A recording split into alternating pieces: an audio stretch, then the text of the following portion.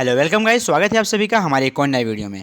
दोस्तों आज के वीडियो में हम लोग एक बहुत ही इंपॉर्टेंट क्वेश्चन की बात करने वाले हैं। ये question board exam point of view की तरफ से बहुत ज्यादा इंपॉर्टेंट है। मेरा पर्सनली ऐसा मानना है कि ये क्वेश्चन आपके बोर्ड एग्जाम्स में आपको जरूर से जरूर देखने मिलेगा। आइए देखते हैं क्वेश्चन क्या है। क्वेश्चन है लामार्किज्म। तो आइए देखते हैं कि इसके सोल्यूशन में हम लोग क्या कुछ लिख सकते हैं। सबसे पहला पॉइंट जो आपको लिखने का है, लामार्क ने एक प्रिंसिपल दिया जिसे हम लोग कहते हैं यूज और डिसयूज ऑफ ऑर्गन। लामार्क अपनी थियरी ऑफ इवोल्यूशन में कहते हैं कि ये जो पूरा इवोल्यूशन हुआ है, ये पूरा इवोल्यूशन मॉर्फोलॉजिकल एक्टिविटी में जो बदलाव हुए हैं over a long period of time, बहुत लंबे समय से मॉर्फोलॉजिकल एक्टिविटीज के अंदर जो बदलाव हुआ है उसी का रीजन है कि आज हमको इवोल्यूशन देखने को मिलता है। अब ये मॉर्फोलॉजिकल मतलब क्या होता है? मॉर्फोलॉजिकल का मतलब होता है फिजिकल चेंजेस, और फिजिकल बदलाव क्या होता है? ऐसे बदलाव जिसको हम लोग अपनी आंखों से देख सकते हैं। उन्होंने यहाँ पे कुछ एग्जाम्पल दिए हैं, आइए देखते हैं कुछ एग्जाम्पल्स क्या उन्होंने दिए हैं। एग्जाम्पल के तौर पे जिराफ का जो नेक होता है वो बहुत बड़ा होता है। आपने कभी सोचा है जिराफ की जो गर्दन होती है वो इतनी बड़ी कैसे हो गई है? आज हम यहाँ पे आपको बताते हैं कि जिराफ की जो गर्दन है वो बड़ी कैसे हुई है। बहुत लंबे समय से उसके दादा, दादा के दादा, दादा के दादा, फिर उसके बाप, फिर वो, ऐसे धीरे धीरे चलते चलते बहुत लंबे जनरेशन से ये सारे जिराफ जो थे, इन सभी जिराफ ने अपनी गर्दन को स्ट्रेच किया। अपनी गर्दन को स्ट्रेच करके पेड़ों की पत्तियों को खाते थे।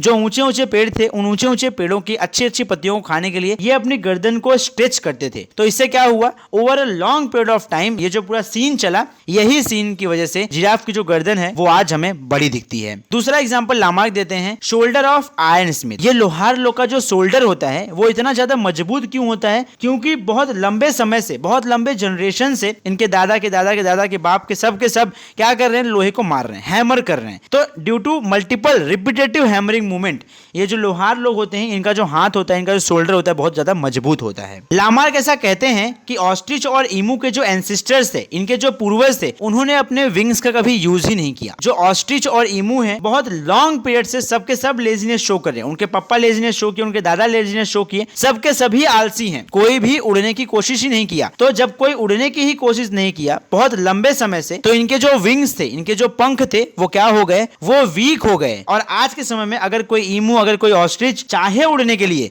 तो वो चाह के भी नहीं उड़ सकता। क्यों? क्योंकि उसके पंख क्या हो गए हैं? कमजोर हो चुके हैं। दूसरा, आपने देखा रहेगा स्वान और डक, ये दोनों क्या होते हैं? ये दोनों ऐसे पक्षी हैं जो पानी के ऊपर चलते हैं। तो लामार्क ये कहते हैं कि ये जो पक्षी थे, ये पक्षियों का जो पांव था ये पानी पे चलने के लिए मॉडिफाई हो गया। ये पानी के ऊपर स्विंग करने के लिए मॉडिफाई हो गया। पहले ऐसा नहीं था, लेकिन जब इनके पूर्वज, इनके जो एंसेस्टर थे, वो जैसे जैसे पानी पे चलना स्टार्ट किए, उनको पानी में मजा आने लगा। तो उनका जो पांव था वो अपने आप पानी के हिसाब से अपने आप को चेंज कर लिया, अपने आप को उस परिस्थिति में ढाल लिया। और यही रीजन है जो लेग हैं स्वान और डक के, वो इस तरह से मॉडिफाई हो गए कि वो पानी के अंदर स्विंग कर सकते हैं। तो ये जो कैरेक्टर्स हैं जो जानवर एक्वायर कर रहे हैं अपनी बॉडी के अंदर, ऐसे कैरेक्टर्स को हम लोग कहते हैं एक्वायर्ड ट्रेड। एंड लामार्क कहते हैं कि ये जो एक्वायर्ड ट्रेड कोई ऑर्गेनिज्म लेता है, यही एक्वायर्ड ट्रेड्स उसके अगली जनरेशन के अंदर पास होता है। यानी कि ये पीढ़ी दर पीढ़ी मूव करते रहता है। ओके, तो जब भी आपके सामने लामार्किज्म का क्वेश्चन आएगा तो आपके उसके सोल्यूशन में यही कुछ बातें लिखनी है। सबसे इंपॉर्टेंट चीज लामार्किज्म में ये है कि लामार्क का पूरा लॉ सही नहीं था। लामार्क का सिर्फ आधा लॉ सही था, आधा लॉ गलत था। लेकिन आप लोगों को इस क्वेश्चन के अंदर उसको बिल्कुल भी इंक्लूड नहीं करने का है, क्योंकि यहाँ पे क्वेश्चन ने साफ साफ पूछा है आपको सिर्फ लामार्किज्म बताना है, तो आपको लामार्क की सिर्फ अच्छाइयां ही बतानी है। हम यहाँ पे किसी की बुराई नहीं बता सकते। आई होप आप लोगों को ये क्वेश्चन समझने में ज्यादा तकलीफ नहीं हुई होगी। अगर आप लोग को स्टिल कोई तकलीफ है तो यार आप लोग कमेंट करिए, आपके क्वेश्चन के आंसर्स दिए जाएंगे।